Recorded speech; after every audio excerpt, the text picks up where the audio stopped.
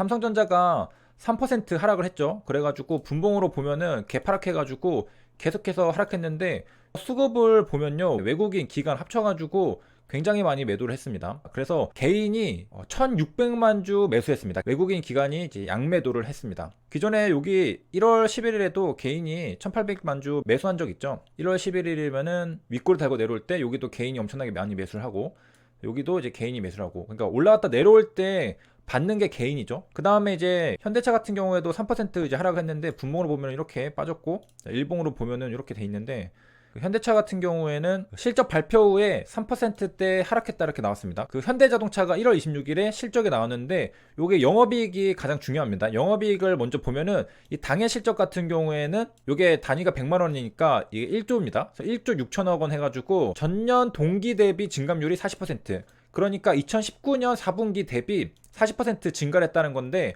그러면 이제 잘 나온 거 아니냐? 그런데 전체 누계로 보면은 마이너스 22%입니다. 당해 실적은 더 증가를 했지만은 누계로 봤을 때는 마이너스다. 그래서 현대차 주가가 이렇게 됐다, 이렇게 해석을 하고 있습니다. 그래서 장 후반에 이렇게 변동성이 좀 있었고, 현대차 같은 경우에도 이제 수급을 보면은 개인이 또 받았습니다. 외국인 기관 둘 다 양매도를 하고 개인이 받았습니다. 셀트리온이 그 기대감이 있을 때마다 이제 좀 오르잖아요. 그래서 이번에도 역시 좀 올랐습니다. 그래서 한 4%까지 고가 찍고서 다시 이렇게 내려왔는데, 분봉으로 보면은 그 이전 기대감이랑 좀 다르다는 걸 볼 수 있겠죠. 한번 올라갔다가 내려왔는데, 이전에는 어땠느냐, 1월 13일에 기대감으로 이렇게 올라갔잖아요. 그런데 이번에도 이제 올라가긴 올라갔어요. 올라가긴 했는데 조금 뭔가 약한 느낌. 여기는 보합으로 끝났지만 여기서는 분봉으로 끝났잖아요. 그 셀트리온이 이제 학습 효과라는 게 있죠. 단기적인 학습 효과. 뭐냐면은 이쪽에서 올라갔을 때는 그 이제 기대감이 엄청나게 있죠. 좋은 결과가 나올 거다. 임상 이상 결과 발표가 좋을 거다라는 기대감이었는데, 생각보다 통계적 유의미성이 확보가 안 된 게 있었잖아요. 그래서 이렇게 쭉 떨어졌다가 이제 다시 이번에 27일 날 결과가 또 나오거든요. 중앙약심에서. 그 결과가 좋을까 생각을 했던 거죠. 저번에도 약간 실망했으니까 이번에도 그러지 않을까? 일단 기대감을 오르긴 하지만은 끝날 때쯤 되니까 그래도 혹시 모르니까 리스크 관리를 하자, 이렇게 해서 빠진 것으로 우리가 해석할 수가 있겠습니다. 기대감으로 일단 올라갔다가 유지가 안 되는 것은 파는 사람들이 더 많기 때문에 떨어지는 거거든요. 그렇기 때문에 이것은 이전이랑은 좀 다르다.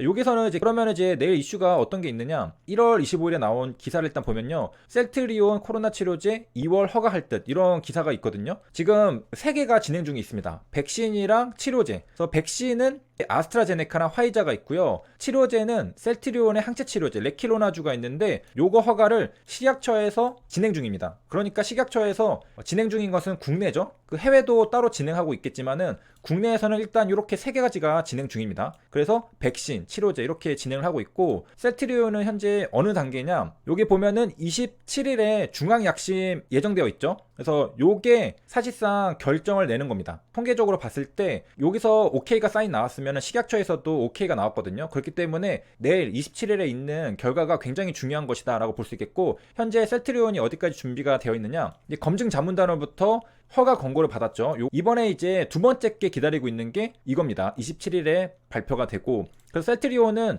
요거 허가 받는 것은 받는 거고, 그 다음에 이어가지고 그 허가를 받으면은 바로 투약할 수 있도록 10만 명의 그 분량을 제품 생산을 마쳤다고 합니다. 그 다음에 올해는 250만, 300만 분의 치료제를 생산할 계획이다, 이렇게 되어 있고요. 자, 그래서 이제 다른 백신들은 식약처에서 어떻게 되고 있느냐, 아스트라제네카 백신은 2월 중순쯤에 허가가 마무리될 것이다. 그래서 여기 보면은 이 검증 자문단 회의를 아스트라제네카 백신은 이달 31일에 열잖아요. 셀트리온 같은 경우에는 벌써 검증 자문단으로부터 허가 권고를 받았습니다. 그러니까 셀트리온은 이미 검증 자문단으로부터 허가 권고를 받은 상태, 아스트라제네카 백신은 지금 이제 자문단 회의를 여는 거죠. 이 회의를 열고서 그 다음에 오케이냐 아니냐, 그런 결과도 나오게 됩니다. 이 결과는 2월 1일에 공개할 예정이니까 셀트리온이 더 빠르죠. 셀트리온은 벌써 이 허가 공고를 받았기 때문에. 그 다음에 이제 아스트라제네카, 그리고 그 다음에 이제 화이자 백신도 있습니다. 이것도 허가 심사에 착수했다고 하는데, 한국 화이자가 그 벨기에에서 생산한 것을 들여오는 겁니다. 그래서 수입 품목 허가를 신청한 겁니다. 그래서 화이자인데 한국에 있는 화이자. 그래가지고 요것도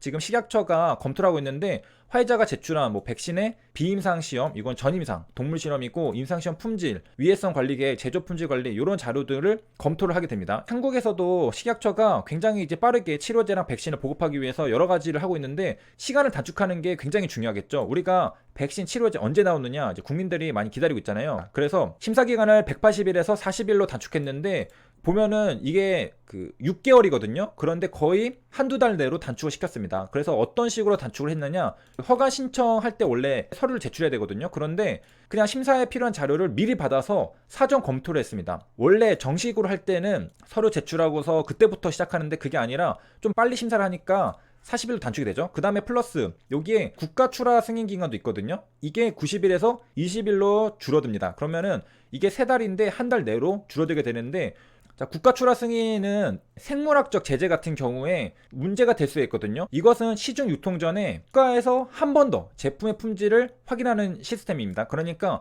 검정 시스템, 그러니까 2번 검사한다는 겁니다. 원래 제약회사에서 검사를 하고서 내보내잖아요. 그런데 이 생물학적 제재 같은 경우에는 좀 위험할 수 있기 때문에 국가에서 한 번 더 검사한다. 근데 이런 국가 출하 승인 기간을 90일에서 20일로 줄여준다.